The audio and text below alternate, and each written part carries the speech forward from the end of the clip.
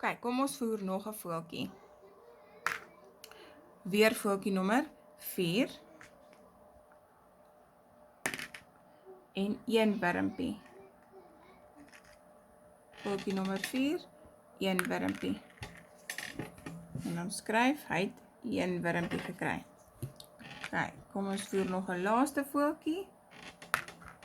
Voeltjie nommer 4 weer. Kyk, kom ons kyk hoeveel wurmpies hy gaan kry. 2 wurmpies. Kyk, 1, 2. En dan skryf ons weer. Hy het 2 gekry. Ok, maatjies, nou kan julle vir mamma vra om julle te help tel. Ok, so voeltjie nommer 1 het 4 wurmpies gekry. Voeltjie nommer 2, niks. Voeltjie nommer 3, niks. Voeltjie nommer 4 het 3, 4, 5, 6 gekry. Voeltjie nommer 5, niks. En voeltjie nommer 6, niks. Ok, wie kan vir juffrou sê, watse voeltjie het die minste kossies gekry?